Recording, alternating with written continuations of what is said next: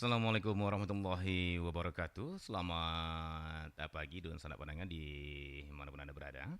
Terima kasih Anda masih tetap bersama kami hingga saat ini pukul 9 lewat 6 menit waktu Indonesia Barat di 92,4 MHz ya. Dan seperti biasa dan sanak pandangan, pagi ini kita akan lanjutkan kembali penelusuran kita tentang kearifan-kearifan lokal yang diwariskan nenek moyang kita orang Minangkabau, tentunya dalam spesial program kita yaitu kearifan lokal Minangkabau ya. Dan pagi ini kita akan melanjutkan perbincangan kita bersama mama kita Dr. Saiful Yazan Tuang Kemengkudun tentang gala adat ya, tentang gala adat. Dan sesungguhnya ya, sejatinya ini sudah kita mulai pada pekan yang lalu, tapi itu masih dalam pengantar tentang gala ya, belum sempat kita masuk ke gala adat. Nah, pagi ini kita fokus ke kearifan dalam fungsi dan peran gala adat, tentunya di Minangkabau ya. Oke, baik Dun Sana Pananga, seperti biasa Dun Sana, nanti setengah jam perbincangan kami akan buka ruang untuk Anda yang ingin menanggapi, bertanya ya seputar gala adat ini ya. Seperti apa gala adat, apa fungsinya dan bagaimana perannya, kemudian juga tentang gala adat lah semuanya ya, sampai pengangkatan pemilihan dan sebagainya begitu sebenarnya ya. Kita akan bahas tuntas bersama Mama Tuanku Mangkudun. Baik, alhamdulillah beliau telah tersambung dengan kami melalui live streaming ya, maksud kami melalui link Zoom perempat ada di Padang di pagi ini. Assalamualaikum warahmatullahi wabarakatuh, Mak. Waalaikumsalam warahmatullahi wabarakatuh. Bagaimana Iya, audionya, Bang Adit? bersih, Mak. Bersih. Alhamdulillah. Kalau audio saya kemana, Mak? Bagus, Bagus, cukup ya. jelas. Alhamdulillah. Oke. Baik, Mak Tuanku, seperti yang kita hantarkan tadi bahwa kali ini kita akan melanjutkan uh, penelusuran kita seputar gala adat. Nah, ini masuk yang sangat menariknya nih saya pikir ya. Minggu yang lalu kita baru mengantarkan tentang gala itu ya Mbak ya. Jadi Enggak secara umum. gala secara umum ya. Baik. Nah, pagi ini kita akan mengupas tentang gala adat. Iya. Baik, Ma Tuanku, sebelum kita lanjutkan ke gala adat ini, biar ada korelasinya, ada baiknya kita review sedikit perbincangan kita minggu lalu tentang gala secara umum gitu ya Mbak ya. Silakan Ma Tuanku. Baik, terima kasih Bang Adit. Selamat pagi dan selamat pendengar di Perempat Surau Kearifan Lokal Minangkabau. Ya, kita sudah bahas minggu lalu tentang gala dalam masyarakat Minangkabau. Ada dua sumber uh, datangnya atau hadirnya gala pada masyarakat Minangkabau. Sumber pertama tentu saja uh, peristiwa adat atau um, dari masyarakat adat. Masyarakat adat yang menghadirkan gala itu dan disandangkan atau dipikulkan kepada seseorang. Tapi tidak kalah banyaknya, gala itu gelar itu diberikan pada wilayah yang lain, pada situasi yang lain seperti galanggang, baik galanggang masyarakat di lapangan atau ketika mereka mengadakan kegiatan sosial keagamaan, maka lahirlah gala-gala yang dari masyarakat. Ada gala buya untuk para ulama, ada syekh dulu, kemudian ada gala yang diberikan dalam kegiatan-kegiatan sosial kemasyarakatan seperti muncak dalam perburuan atau gala eh, pandeka pada gelanggang silek. Itu adalah gala yang juga mempunyai peran dalam kehidupan masyarakat Minangkabau. Bahkan kadang-kadang gala itu bisa mengalahkan kepopuleran gelar yang diberikan oleh masyarakat adat. Banyak tokoh kita yang gelar dari masyarakat itu lebih sering disebut daripada gelar yang diberikan oleh adat. Kita sudah contohkan Buya Hamka lebih terkenal sebagai Buya daripada seorang pemangku adat yang bergelar Datuk Indomo misalnya. Nah, itulah gala yang ada di tengah masyarakat Minangkabau, gala yang diberikan masyarakat. Kemudian hari ini kita akan fokus atau menuki kepada gala yang hadir karena kegiatan adat diberikan oleh masyarakat adat dalam peristiwa adat. Nah, saya ingin mendasarinya dengan dua saja petuah tentang gala adat itu, bahwa tagak pangulu sapakai kaum, tagak rajo sapakai alam. Nah, itu landasan menegakkan gelar atau gala dalam masyarakat adat. Gala adat itu kalau dari kaum harus sepakat dulu kaum itu, maka hadir gala adat dari kaum atau dari masyarakat satu kelompok klan, satu suku. Kemudian tagak rajo pakai alam. Nah, alam ini ada dua, alam di nagari ketika mereka menghadirkan pemimpin-pemimpin nagari dari para penghulu itu sendiri. Kemudian sepakat alam lahir rajo, rajo di alam Minangkabau, rajo di rantau. Alam itu bisa alam seminangkabau atau alam satu nagari. Begitu Bung Adit? Iya, Ya. baik. Terima kasih, Tuanku, untuk hantaran topik kita di pagi ini ya. Jadi, kesimpulannya ternyata gala adat itu adalah uh, gala khusus gitu ya, Mak ya. Gala Uh, khusus. Gala khusus atau gelar khusus dan tentu tidak bisa diberikan kepada semua orang berarti, Mak. Tidak sembarang orang nama gala. Baik. Nah, kalau begitu, Mak, kita coba runtut dari awal dulu, Mak ya. Eh, Kira-kira apa nih dasar nenek moyang kita, Mak, untuk memberikan gelar adat? Audio Bung Adit agak menghilang di sini. Menghilang, Mak ya. Oke. Mungkin saya lanjutkan. Iya, iya, iya. Gala adat itu hadir Hmm, sebagai penanda atau simbol iya. dari status dan kedudukan seseorang Hmm. dalam kaum, dalam negeri, atau dalam alam Minangkabau. Yang pertama, penanda atau simbol statusnya atau kedudukannya.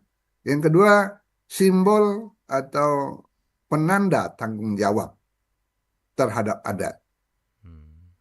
Kemudian yang ketiga, ada identitas. Identitas dia dan identitas kaum yang dia pimpin, atau identitas nagari yang dia pimpin, atau identitas alam yang dia pimpin. Nah, eh, sekurangnya tiga itu hal yang menyebabkan Gala itu hadir. Kemudian Gala itu memberikan legitimasi atau memberikan pengesahan tentang kepemimpinan seseorang. Begitu, Bung Adit. Iya, baik. Berarti ada Audio tiga. Bung Adit agak menghilang di sini. Menghilang lagi, Mak. Oke, sebentar, Mak ya. Kita coba. Masih menghilang ya, Mak ya? Baik, iya ini Belum terdengar audionya. belum terdengar.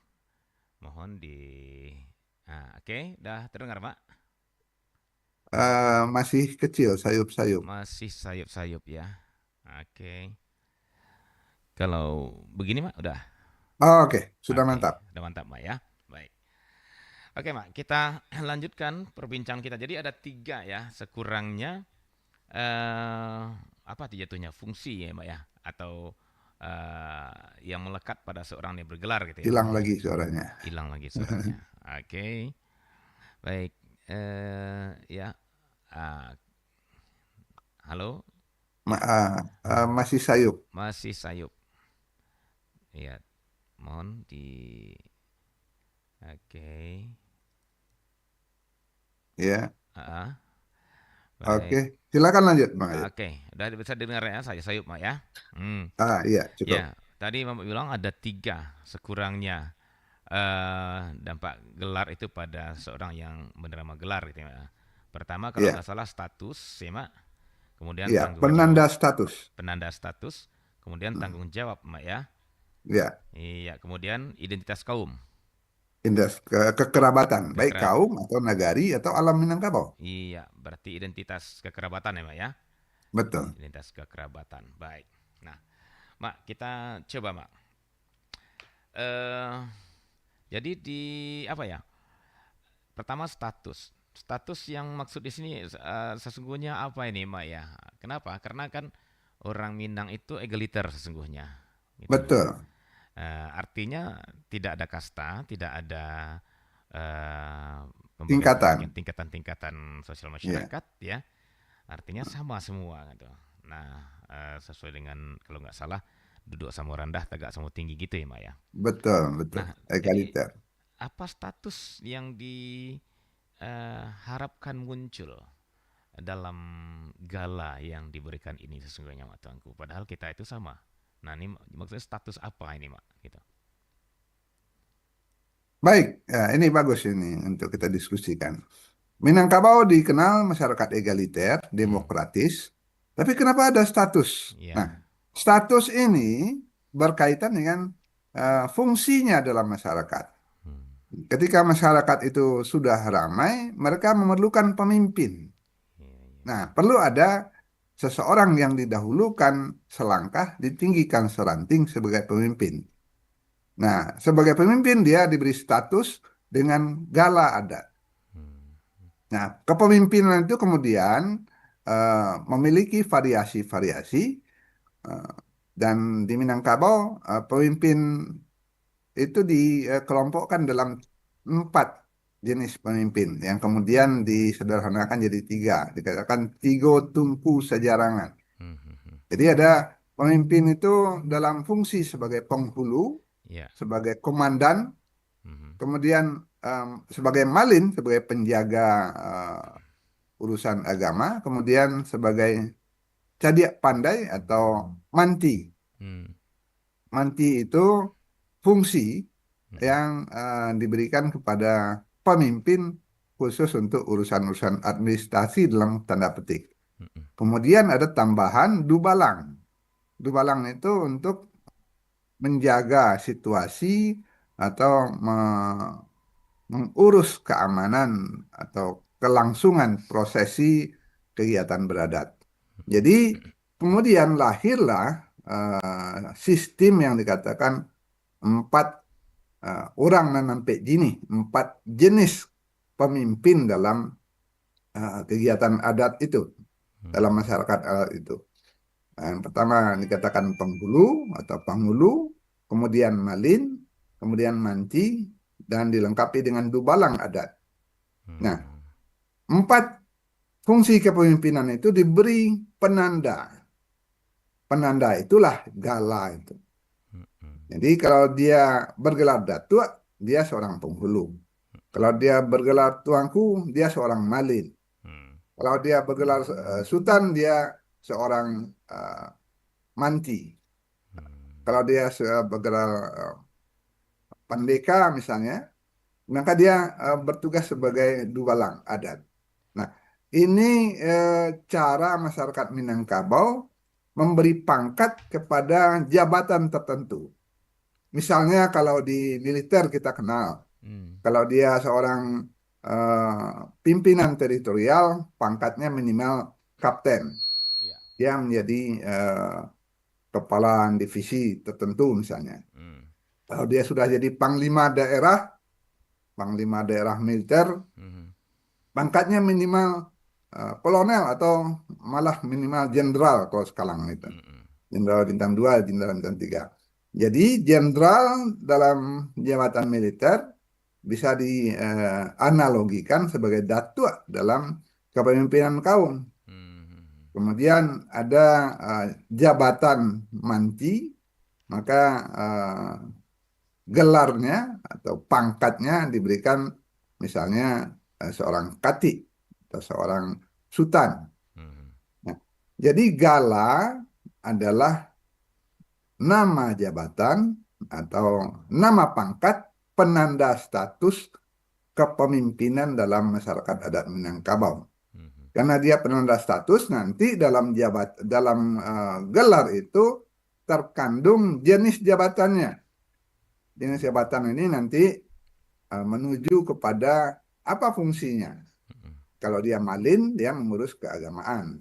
Kalau mm, dia manti, dia mengurus urusan administrasi kaum, administrasi adat nagari. mm, mm, Kalau dia gelarnya datuk, dia mengurus kepemimpinan atau memimpin kaumnya atau memimpin negarinya.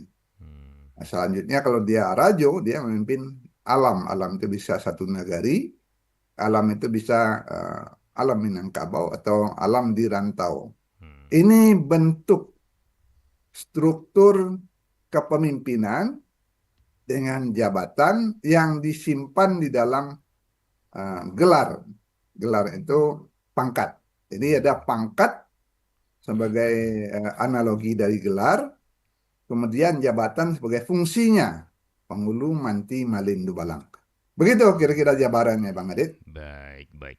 Berarti gelar adat itu tersebar pada 4 posisi tadi ya, Mbak ya, untuk di Minangkabau ini. Apakah untuk Pangulu, untuk Malin, Manti, Dubalang, kan gitu ya, Mbak ya. Nah, eh terdengar, Mak? Suara saya, Mak? Ya masih agak sayup, tapi ada Agak saya. terdengar. Oke, ini, Mak, sudah, Udah, bagus. sudah ya, Mak ya. Baik, Ya, baik. Nah, kita ulangi, Mak. Jadi, rupanya gelar adat itu eh, tersebar pada 3 posisi tadi gitu ya, Mak ya. Penghulu, ya. Manti, Malin, Dubalang. Itu ya, Mak. Panghulu, manti, malin, Manti, dubalang. Malin, 4 Dubalang. sebenarnya, tapi Ah, ah. nanti yang berfungsi secara kepengurusan itu 3. Panghulu, manti, manti, jumalin. Oh, Penghulu, Manti, Tiga Jumalin. tungku sejarangan. Iya, iya, iya. Yang Dubalang itu khusus keamanan saja gitu ya, Mak ya. Betul, betul. Begitu. Baik. Nah, itu kita bicara dari statusnya, gitu ya, Mak. Atau fungsi gelar untuk status, gitu ya. Bagaimana dengan kekuasaan, Mak? Nah, ini kan kepemimpinan nih, ya, Mak ya. Ya, Dan kita betul. tahu kan, Mak, bahwa mengurus masyarakat, gitu ya, mengurus sebuah komunitas, itu saya pikir butuh sesuatu power, ya, Mak. Minimal Ya, power untuk mengatur, ya, Mak. Ketika powernya nggak ada, ya tentu semuanya akan, kalau bahasa kitanya, berselintas angan gitu ya, Pak ya. iya, iya. Nah, bagaimana ini dengan power ataupun tanda kutip kekuasaan dari seorang pemimpin di Minangkabau ini, Mak Tuanku. Sementara di sisi lain dikatakan bahwa kita duduk sama rendah, tagak sama tinggi. Nah, saya pikir ini kan bisa jadi sebuah dilema juga, Mak. Ketika kita bicara satu power, kekuasaan, di sisi lain kita bicara sama rata semuanya, gitu, Mak Tuanku. Gimana kita mendudukkan ini, Mak Tuanku, dengan Baik, ya. ya. Kekuasaan atau power dari pemimpin Minangkabau itu dibagi. Hmm. Jadi kepemimpinan itu membagi powernya itu kepada laki-laki ada hak atur. Hmm. Kemudian kepada anggota kaum keseluruhan hak pakai. Jadi Hmm. eh, hak atur kepada pemimpin, pemimpin itu tadi ada 4 jenis jabatannya, penghulu, manti, malindu, balang. Hmm. Kemudian masing-masing jabatan itu punya kewenangan mengatur terhadap Hmm. wilayahnya. Penghulu itu wilayahnya Sako dan Hmm. Pusako. Jadi penghulu yang mengatur pemakaian gelar Sako, Hmm. kemudian kaum berhak memakai gelar Sako. Penghulu mengatur pemakaian Pusako, Hmm. kaum berhak memakainya. Kaum memakai, penghulu yang mengatur. Hmm. Manti mengadministrasikannya atau menjalankannya atau membagikannya. Kemudian Malin khusus dalam urusan eh, kekuasaan surau atau urusan agama atau urusan kajian. Hmm. Nah, eh, pembagian pengaturan oleh laki-laki dan pembagian hak guna pakai oleh kaum itu sudah tidak bisa ditawar-tawar lagi. Hmm. Maka dikatakan sako terkait dengan pusako, Hmm. maka seluruh gelar sako itu menentukan bagaimana pusako dimanfaatkan semaksimal mungkin untuk kaum. Hmm. Ingat bahwa pemimpin hanya punya hak atur, Hmm, hmm, hmm, hak hmm. guna pakai oleh kaum, dan tidak ada hak milik terhadap pusako pada dasarnya. Nah, eh, tingkat itu berlanjut sampai ke nagari, sebab harato nagari atau pusako nagari juga ada. Ada Hmm, ulayat nagari namanya. Nah, siapa yang punya hak atur, nanti terbentuklah namanya penghulu nagari atau pangkatuo nagari.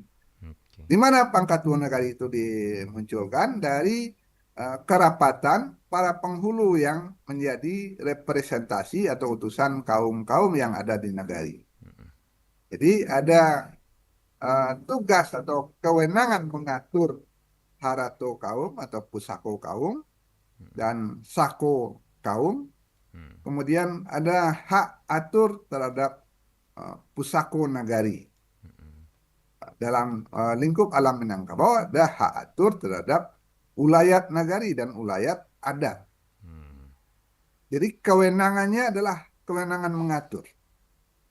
Begitu hmm. Bung Adit. Baik, baik.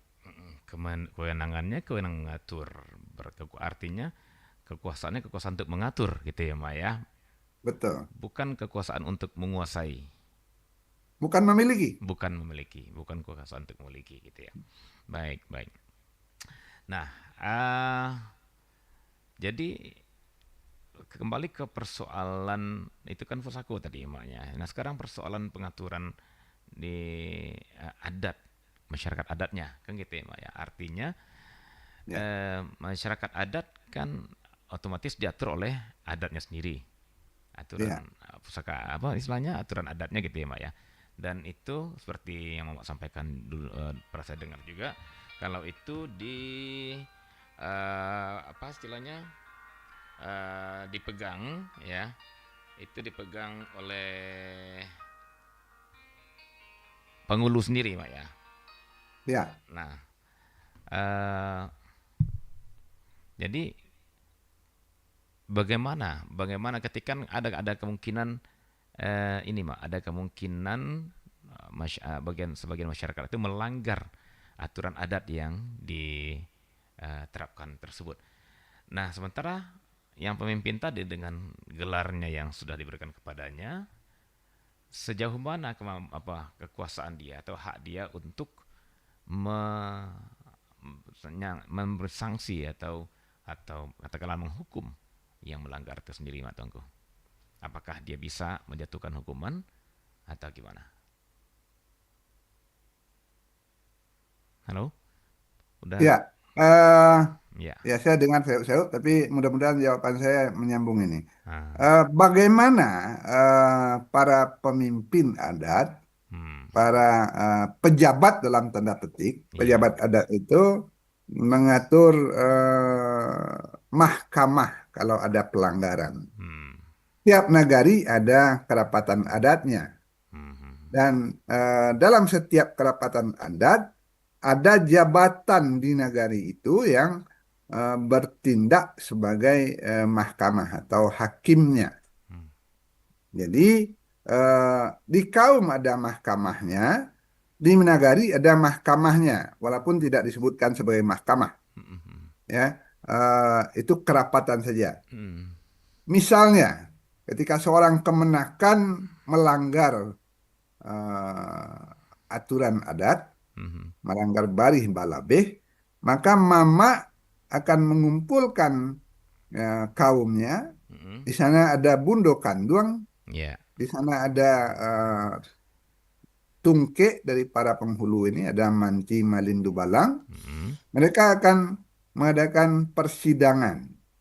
hmm, Nah, persidangan ini biasanya menghasilkan keputusan apa sanksi bagi eh, anak kemenakan yang melanggar. Itu hmm, tingkat kaum. hmm, hmm, Nah, ketika sampai tingkat nagari, di nagari punya mahkamah juga, kerapatan adat, hmm, untuk membahas kalau ada pelanggaran aturan.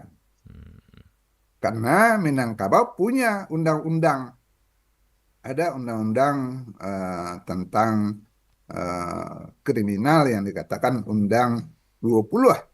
hmm, Undang 8, Undang 2 balik. ya.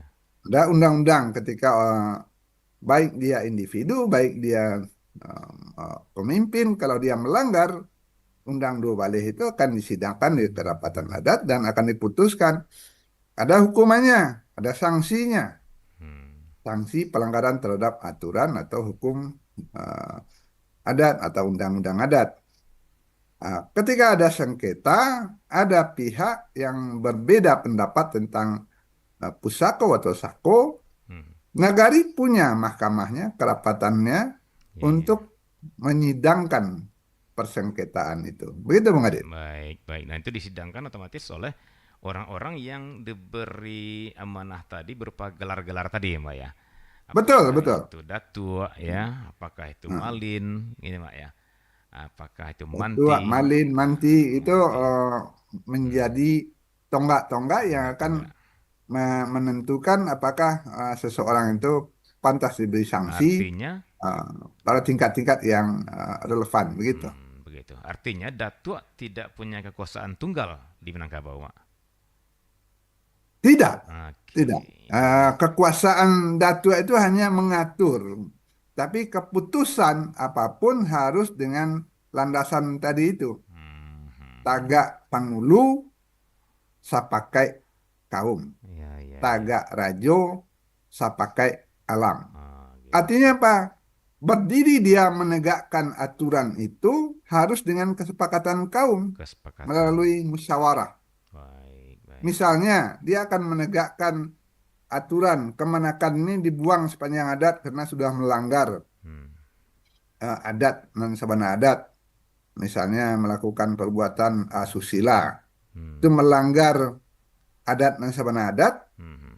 dia akan diberi sanksi dibuang sepanjang adat atau dibuang dari nagari. Baik. Nah, itu bisa diputuskan oleh kaum, ditegakkan oleh penghulu. Hmm, Nah, hmm, jadi hmm. tagaknya itu karena kesepakatan kaum.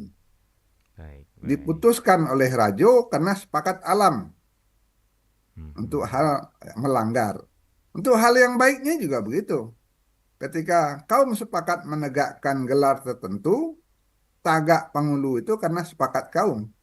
hmm, hmm, hmm. Ketika misalnya alam Minangkabau sepakat memberikan penghormatan kepada seseorang dengan gelar tertentu, gelar Sang Hmm. Sako namanya, Baik, baik, baik.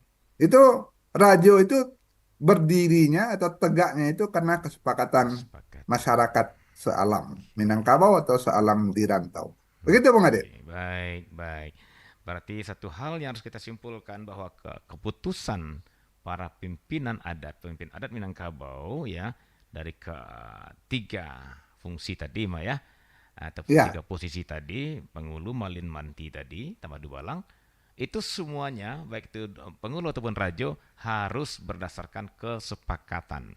Garis bawahnya betul sekali. kesepakatan ya, Mbak ya. Tidak ada Ya, kata-kata tunggal yang jatuh atau ketok palu hak oleh seorang. vetonya terbatas. Hak vetonya terbatas ya, Mbak ya. Nah, bukan dia Oke. yang memutuskan. Tapi Walaupun ya hmm, ada catatannya hmm, dalam struktur Kotopiliang itu manitia dari langit, ya, artinya ada pendapat dari penghulu tertinggi oke. atau pendapat dari Rajo. Hmm, hmm, hmm. Tapi yang akan ditegakkan itu tentang apapun, baik tentang sanksi atau tentang penghormatan, itu harus hasil kesepakatan. Jadi Kesepakatan. tegaknya Rajo itu karena kesepakatan. Hmm, Tegaknya penghulu itu karena kesepakatan kaum. kesepakatan kaum. Begitu, Baik. Bung Adit? Baik, baik. Berarti memang kesimpulannya bahwa kalaupun di Kota Piliang umpamanya eh Pengulu itu kata Mandareh kalau nggak salah istilahnya Mbak ya. Kata Manitia dari Manitia langit. Langi itu ya Mbak ya. Ya, Nah, tapi tetap yang dititikkan itu berarti hasil kesepakatan gitu Mbak maksudnya. iya.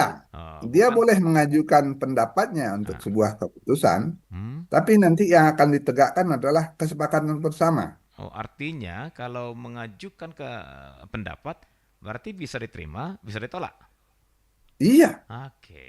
kan apa ya? Undang utamanya adalah tagaknya Rajo itu sepakat alam. Alam betul. Oke, oke, oke, oke. Hmm. Baik, baik, menarik sekali ya. Jadi ternyata memang walaupun terkesannya menitik dereteh itu otoritarisme apa Autokrasi, ya autokrasi, tapi ternyata ya tetap lewat demokrasi juga dihasilkan keputusannya gitu ya Mak ya, lewat pembicaraan bersama gitu ya. betul. Oke, baik Mak, menarik sekali. Nanti kita akan lanjutkan Mak perbincang kita dan juga kalau teleponnya masuk kita terima. Namun sebelumnya kita jeda sesaat nih Mak ya. Kita akan Ya, silakan. kembali setelah yang berikut ini. Untuk itu, dosa berlangga tetap bersama kami di Perempat dari Padang dalam kearifan lokal Minangkabau.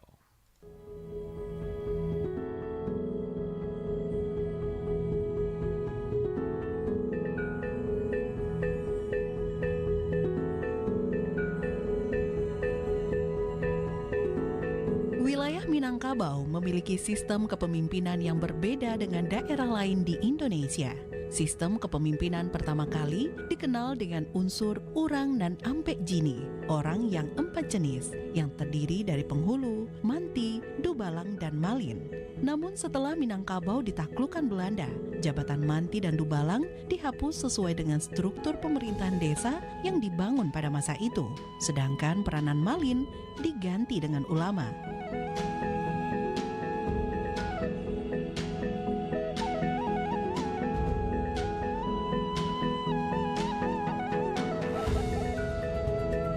Semenjak itu sampai sekarang, unsur Urang dan Ampek Jini berubah menjadi penghulu, alim ulama, dan cerdik pandai yang ideal dikenal dengan konsep tungku tigo sajarangan atau tali nan tigo sapilin.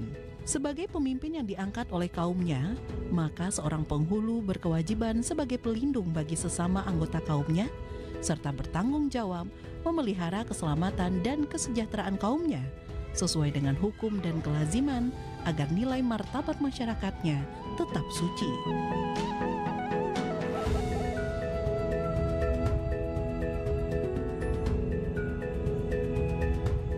Sebagaimana yang diungkapkan pepatah bahwa seorang penghulu itu ibarat kayu gadang di tengah padang, ureknyo tampek baselo, dahannya tampek bagantuang, daunnya tampek balinduang, batangnya tampek basanda, yang berarti kayu besar di tengah padang, uratnya tempat bersila, dahannya tempat bergantung, daunnya tempat berlindung, batangnya tempat bersandar.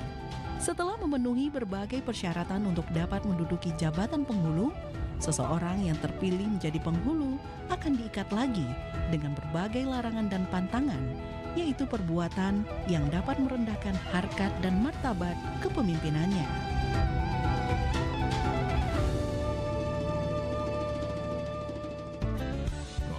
RRI Padang, Suara Budaya Sumatera Barat.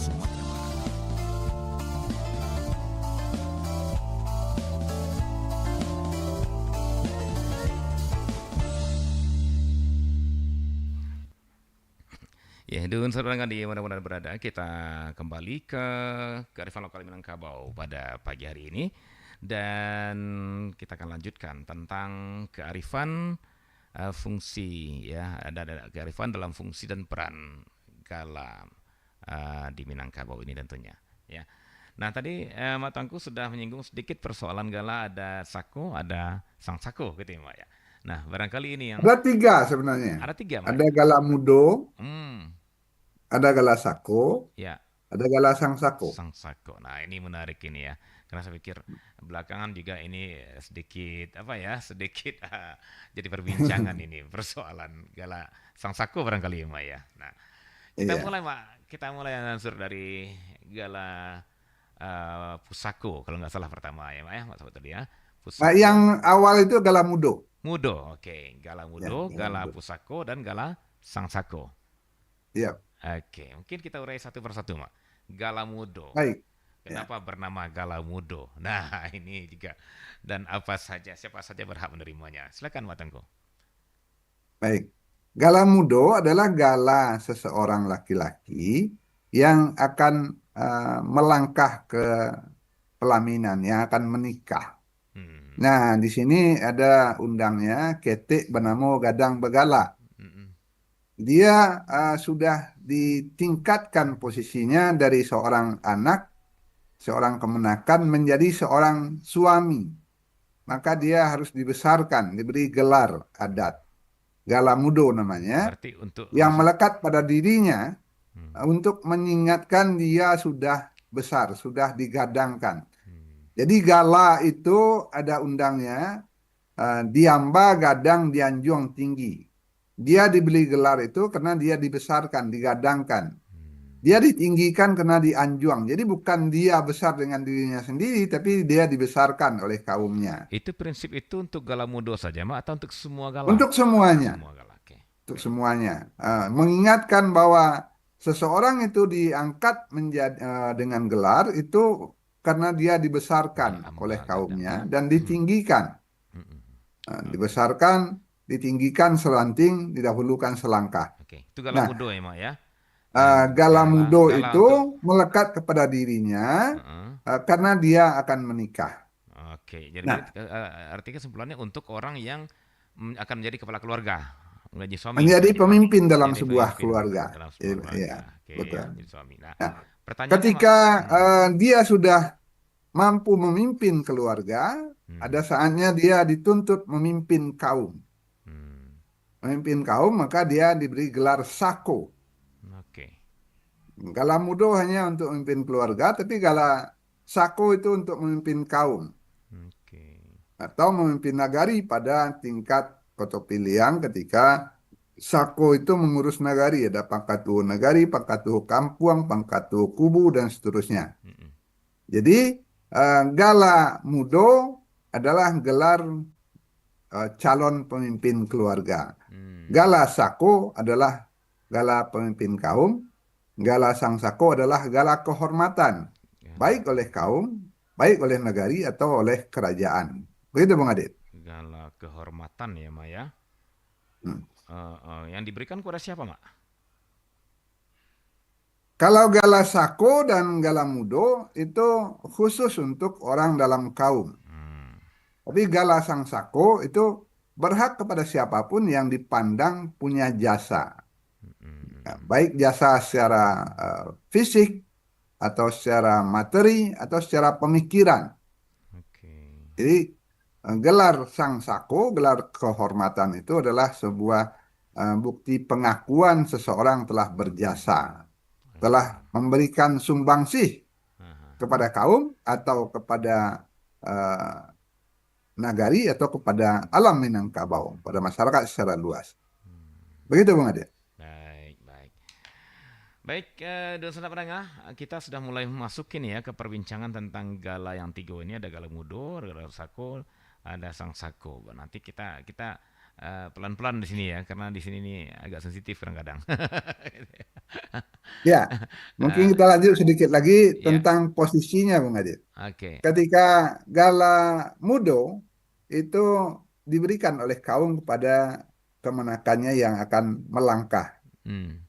Ada saatnya yang memberi gelar Mudo itu adalah bakonya atau pihak Oh, dari keluarga bapaknya. artinya gelarnya gelar ayahnya. Iya, Itu gelar dari keluarga ayah. itu berlaku Nah, pada salah satu daerah di Minangkabau atau banyak juga daerah Maka itu, Mak? di seluruh Minangkabau. Seluruh Minangkabau ada Jadi juga. Oh, kebetulan yang paling banyak memberikan gelar dari bako itu adalah di Padang Pariaman. Padang Pariaman. Tapi di daerah Darik yang lain juga ada saatnya seseorang karena disayang oleh bakonya diberi gelar Hmm. dari bako. Iya, iya, iya. Gelar dari bako itu hanya sekali pakai.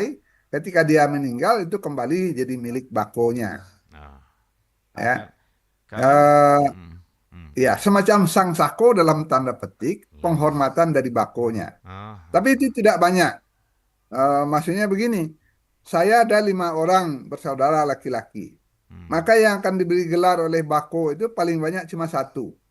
4 itu oh, harus dari mama, iya, gelar iya. dari kaum. Karena kalau semua jadi bako nanti punah juga kaum memang ya.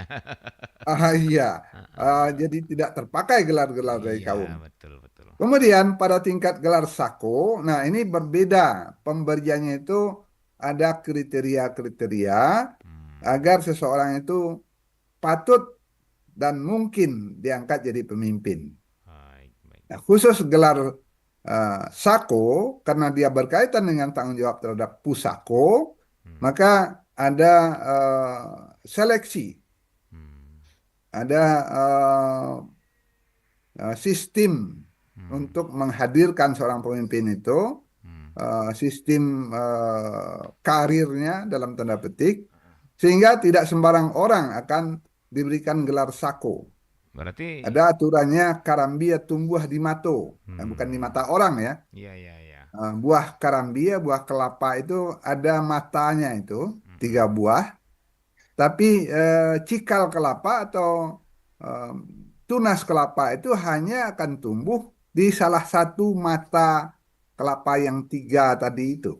Ya, Tidak semuanya. nah dikatakan karambia tubuh nibato artinya orang itu harus sesuai dengan alurnya, Oke. sesuai alurnya. Mm-mm. Baik. Kemudian orang itu patut jadi pemimpin, kemudian dia mungkin jadi pemimpin. Nah, satu-satu itu dipreteli dalam musyawarah kaum untuk para penghulu dan musyawarah alam untuk rajo Hai. atau musyawarah nagari untuk pemimpin eh, adat di nagari. Begitu, Bang Adit. Baik, baik. Oke, Mak Tangguh, sebelum kita lanjut, tadi ada telepon yang masuk yang ingin Oh bergabung. ya, Ya, silakan. silakan kembali. Siapa yang ingin menanggapi ataupun bertanya, bergabung di Kearifan Lokal Minangkabau ini, karena tadi memang penjelasannya masih jalan, jadi kita takut apa ya terpotong. Belum kita terima teleponnya. Silakan di 0811660924 ataupun di 812-414 ya. Baik. Halo, Assalamualaikum warahmatullahi wabarakatuh. Waalaikumsalam warahmatullahi wabarakatuh. Baik, Pak Raja Kacia ya. Iya, Bang. Oke, silakan Pak Raja Kacia. Terima kasih banyak. Terima kasih, Mak. Jadi, Selamat pagi, para Jokacia. iya, Pak. Karena itu dahulu PSP tadi sana. Hmm. Nah, tapi dalam mengalami itu di tadi ini dua Bapak Hulu dan Tom. Barajo, oke. Ya, kalau di dulu mau ditunjuk, Ranti pun ada penghulu di situ. Nah, kemudian dia itu kan berajo dia sebelum. Pak warna itu. Mhm. Kalau berajo itu pokok dirancang termasuk satu. Gitu ya, Mak. Baik, baik, baik. Terima kasih. Iya, Pak Raja Terima Kacia. kasih, Mami. Hmm. Assalamualaikum warahmatullahi wabarakatuh. Waalaikumsalam warahmatullahi wabarakatuh. Bisa ditangkap, Pak? Suara Pak? Mungkin dibantu Bang Adit Iya, iya. mengulang Tadi memang kembali. Kurang, agak kurang sayup, jelas. sayup sekali saya mendengarnya. Ya, sayap juga agak gema-gema. Jadi gini, Pak, kan di pepatahnya luak ba pengulu, rantau barajo, kan gitu ya, Pak ya. Ya, Nah, tapi faktanya ternyata Rajo Kacip menemukan di rantau pun ada pengulu gitu loh, Pak. ya, Bahkan ya Rajo pun mungkin udah bilang mudah-mudahan di daerah-daerah pun ada gitu loh. Nah, ya. ini nih, jadi gimana fakta yang ditemukan lapangan ini dengan kata pusako yang dua penggulu rantau di Rajo ini, rantau Barajo ini, Pak, gitu loh. Baik, terima kasih Bang Adit. Ya. Jadi saya pernah mencoba menelusuri kapan undang Luhak itu hadir di Minangkabau. Mm, Undang Luhak itu ternyata hadir pada periode Aditya Warman ingin mendirikan kerajaan di Minangkabau, khususnya di Pagaruyung. Para penghulu menyatakan bahwa masyarakat adat di nagari-nagari itu sudah punya kepemimpinan. Jadi dimintalah di Tewarman ini ya cukup pusat kerajaannya di Pagaruyung, tapi sistem kerajaan itu diterapkanlah di rantau kira-kira begitu. Lahirnya undang adat yang mengatakan Luhak Bapangulu Rantau Barajo. Artinya penghulu itu sudah hadir sebelum kerajaan-kerajaan itu ada. Maka ketika kerajaan Pagaruyung ingin mengembangkan sayapnya, mm, hadirlah kerajaan-kerajaan Sapiah Balahan, Kuduang Karatannya di berbagai wilayah di rantau. Tapi, nah, rantau itu juga adalah wilayah kerja atau wilayah pengembangan dari luha. Maka yang turun dari luha ke rantau itu juga mereka yang dari luha, Yang mereka bergelagat ya. yang sudah berpenghulu. Ya. Maka para penghulunya ada yang turun dari luha ke rantau. Ya. Ketika bertemu di rantau, di mana rajo sudah ditegakkan, mereka berkolaborasi dalam tanda petik. Mungkin saja ada dulunya konflik, tapi kemudian kesepakatan bahwa tiap nagari yang berpenghulu itu silakan juga punya rajonya. Tiap nagari yang berajo silakan menegakkan juga penghulunya. Kenapa? Posisi rajo dia mengayomi seluruh kaum yang ada. Posisi penghulu menaungi hanya kaumnya saja. Nah, jadi kemudian berkembanglah banyak sekali rajo Sapiah Balahan, khususnya rajo Kapak Radai di nagari-nagari yang sudah berpenghulu. Kemudian berkembanglah penghulu-penghulu yang juga hadir di kerajaan-kerajaan Kuduang Karatan, khususnya itu. Di Pasisia ini rata-rata ada kerajaan Lunang, kerajaan Indopuro, segala macam. Tapi di sana ada kaum-kaum yang turun membawa penghulunya. Dua-duanya bertemu, rajo mengayomi masyarakat secara keseluruhan, penghulu mengayomi masing-masing kaumnya. Penghulu tidak mengintervensi kaum yang lain. Kalau rajo, dia menaungi keseluruhan kaum. Maka terjadilah berbagai kesepakatan dalam nagari-nagari yang barajo sekaligus bapanghulu itu. Ya, di mana-mana pun kerajaan-kerajaan rantau itu ada penghulunya. Karena mereka masyarakatnya turun dari luha. Begitu Bung Adit. Jadi ini sudah alamiah saja, dua-duanya saling memperkuat, walaupun awal-awalnya ada konflik. Di Darek pun begitu, ketika ada nagari-nagari Kapak Radai yang menegakkan rajo, rajo itu diambil dari para penghulu yang ada. Ditegakkan dari penghulu yang ada. Ingat, rajo itu sepakat alam. Alam itu bisa satu nagari, bisa satu wilayah tertentu, 2-3 nagari yang bergabung. Kalau alam Surambi Sungai Pagu itu ada gabungan beberapa nagari. Kalau alam nagari yang lain itu bahkan bergabung belasan nagari. Nah, alam Minangkabau adalah wilayah Darek keseluruhan dari 166 nagari awal. Nah, bagaimana rajo tagak di alam itu kesepakatan seluruh alam, seluruh masyarakat, seluruh suku yang ada. Kalau bagaimana seorang penghulu tagak, ya kesepakatan satu kaum saja, karena dia mengayomi kaum. Ini memang perkembangan yang bagi orang khususnya para sosiolog membingungkan. Katanya hanya di rantau saja ada rajo. Tidak, di rantau juga ada penghulu. Katanya hanya di luhak saja ada penghulu. Tidak, di luhak juga ada rajonya. Banyak wilayah rajo di luhak. Ya. Nah, ini cuma Mak, kenapa kata Pusako itu tidak ditarik gitu Mak? Kan gitu ya Mak. Mungkin ini yang jadi tanda tanya. Kata Pusako ini tetap berlangsung, tetap terjadi ketika pengambilan keputusan, Bung Adit. Kata Pusako tetap atau diakui ketika pengambilan keputusan. Keputusan di luhak itu tetap penghulu, berdasarkan keputusan para penghulu. Oh, begitu. Walaupun di dalamnya ada rajo. Artinya, ini menarik. Saya akan kembalikan Mak sedikit. Keputusan di kerapatan di rantau itu diselesaikan oleh rajo. Karena dia menaungi alam. Walaupun di sana ada penghulu. Alam Surambi Sungai Pagu, alam Nunang, alam Banda Sapuluh misalnya. Itu Wala alam ya, satu walaupun nagari. di tempat rajo itu ada penghulu gitu ya, Mak ya, tapi tetap Iya, keputusan di rajo. Nah, iya, artinya iya, gini, Mak. Artinya untuk nah ini menarik. Tadi kan gini, rajo tagak sebagai alam. Kan gitu ya, Mak ya. Pakai alam, iya, berarti teritorial katakanlah itu ya, Mak ya. iya, Nagari kah atau kaum. Nah, sementara sementara penghulu tagak sebagai kaum. Berarti iya, lebih tinggi rajo dong, Mak, dari penghulu.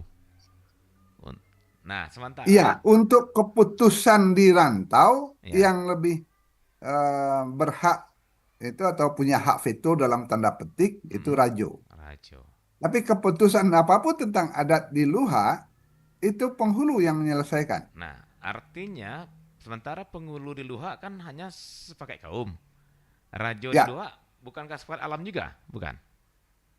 rajo di Luha itu Nah, kan mereka hadir di wilayah para penghulu, maka oh gitu. keputusannya tidak ada tentang Berat, alam. berarti yang rajo sebagai alam tadi itu yang dirantau ya, Mbak ya, untuk yang dirantau. Ya, Oh, gitu. eh, penggunaan sepakai alam itu alam yang di wilayah Rantau. pengaruhnya atau wilayah Hmm. pengayomannya. Oh, begitu Jadi maksudnya. alam Minangkabau keseluruhan dalam tanda petik kesepakatan Pagaruyung kira-kira begitu. Nah, Jadi para penghulu juga mengangkat rajo itu. ini menarik, Mbak. Nah, Kita kita para ke penghulu ini sebagai kapak radai dalam ah, struktur eh, ranji iya, iya. kerajaan ya. Ini nanggung juga kalau kita sampai pembahasan di dalam nanti ke pertemuan Sang Sako atau Sang Sako. Ini Ya, terakhir ini ini Mas tanya nih, Mak, bahwa aha, ketika tadi Pangulu keputusannya itu adalah hasil mufakat, kan gitu ya, Mak ya. ya, Apa istilahnya? Kata Pangulu itu kata mufakat, kan gitu ya, Mak ya, kalau nggak salah. Ya, Mak ya, gitu. ya, Nah, betul. sementara Rajo. Nah, bagaimana dengan Rajo, Mak? Yang di rantau nih. Kita biasanya dalam eh, bercermin ke daerah-daerah lain di Nusantara ini, Mak. Kan itu, Mak ya. Biasanya rajo atau raja itu kan punya hak prerogatif biasa kan, Mak ya. Tanda kutip, mohon koreksi kalau keliru, Mak ya. Nah, artinya semua itu kan keputusan raja. Nah, bagaimana kalau di rajo dalam pengertian pimpinan di rantau ranah Minang sendiri, Mak? Apakah juga otoritas tunggalnya atau tetap juga lewat kesepakatan gitu loh, Tengku? Gimana, Tengku? Baik, terima kasih Bung Adit. Nah, yang harus dipahami bahwa rajo di Minangkabau tidak bisa kita analogikan persis rajo di masyarakat otokrasi. Oke. Rajo di Minangkabau itu tetap rajo dalam versi Minangkabau. Bahkan di banyak kerajaan Sapiah Balahan Kuduang Karatan itu sistemnya masih rajo tigo selo. Hmm, gitu Rajo ya. dengan tiga Mm-mm. tampuk kekuasaan yang Baik, dibagi. baik. Raja yang berbagi kekuasaan. Mm-mm. Berarti Ya, sama juga akhirnya baik. dengan tiga tiga penghulu tadi gitu ya, Mak ya. Iya, Penghulu, Malin, iya, Manti gitu ya, Mak ya. iya. Berarti Rajo nama, tigo selo, rajo alam, rajo iya, adat, rajo ibadat itu iya, berlaku di semua kerajaan Sapiah Balahan, kerajaan Kuduang oke. Karatan. Berarti Ya. cuman Nah, perubahan untuk nama. kapak radai itu para penghulu yang menjadi rajo. Oke, ini menarik Jadi ini. ada eh, kerajaan-kerajaan itu, kerajaan-kerajaan di rantau itu Hmm, yang eh, menggunakan sistem kerajaan dalam tanda petik tidak sama dengan kerajaan-kerajaan oke. di Jawa misalnya atau di wilayah lain, di mana raja itu adalah seorang yang primus inter pares. Ya, ya, Dia ya. adalah penguasa tunggal. Tidak. Oke. Minangkabau, baik di Kerajaan Pagaruyung, baik di Kerajaan Sapiah Balahan Peduang Karatan Kapak Radai itu, Hmm, semuanya memakai sistem Rajo Tigo eh, Silo ya. Rajo Tigo Selo. Ada Oke. Rajo Alamnya, ada Rajo Adatnya, ada Rajo Ibadatnya. Oke. Baik di Alam Surambi, Banda Sapulwa, Lunang, Nunang, Kerajaan eh, Kuto Besak segala macam ada Hmm. Rajo Tigo Selonya. Dan itu Begitu dengan Bung Ade. gelar gelar masing-masing beda juga, Mak ya. Oh iya, Oke, iya, baik. Berarti itu masuk gelar ya, adat juga untuk rantau, gitu iya, Pak ya. iya. Kita akan Jadi bahas, ya. kalau ini pendapat ya, pendapat Hmm. saya, Rajo di Minangkabau tetap menggunakan sistem kepenghuluan, kepemimpinannya. Hmm. Sistem kepenghuluan ya eh, banyak yang naik Batu Koturung atau Kota Piliang dan duduk sambaran di Bodi Caniago. Jadi Rajo di rantau Minangkabau itu adalah fungsi kepenghuluan. Oh gitu. Cuman namanya berubah jadi Rajo, Tema ya. Oke, kenapa berubah jadi Rajo? Nah, ini menarik juga nanti kita bahas. Baik, baik Pak. Iya, Waktu kita sudah sampai di penghujung, Pak. Sayang sekali. Mohon maaf, kita harus putus dulu perbincangan kita. Dan ini kita sisakan untuk minggu depan ini, Pak ya. Kita masih persoalan gelar adat ya. Nah, dan mungkin besok iya. kita, Kita belum membahas bagaimana ya, pendirian gelar adat, bagaimana gelar iya, adat itu bisa diperebutkan. benar sekali, Iya. Pak. Bagaimana beda? Bagaimana kalau ada dua orang yang memakai satu gelar adat yang sama? Ini Iya. perlu kita Dan perbincangkan. kenapa gelar adat itu turun temurun tidak pernah berubah namanya kan gitu ya, Pak ya. Oke. Ya, iya. Baik, baik. Baik, Mas Tangguh, menarik sekali. Mudah-mudahan minggu depan kita tetap diberi kesehatan, Pak ya, dan tetap diberi waktu untuk Amin, amin. berbincang. Kita akan lebih fokus lagi ke persoalan gelar adat. Nah, ini tambah lagi nih, tidak hanya penghulu ternyata, Rajo pun juga gelar adat, kan gitu ya, Mas Tangguh ya. Iya, Baik. kita perlu membuka dengan ikhlas. Rajo pun jadi perebutan. Iya, benar, benar, benar. Oke. Ya, Baik, Pak. Maaf sekali lagi, mohon iya, maaf, Pak ya. Kita sudah menghujung. Kita lanjutkan, Pak. iya. Insya Allah minggu depan, Pak Tangguh ya. Terima kasih, Amin, Pak. amin. Insyaallah. Assalamualaikum warahmatullahi wabarakatuh. Waalaikumsalam warahmatullahi wabarakatuh. Pro 4 RRI Padang, Suara Budaya Sumatera Barat.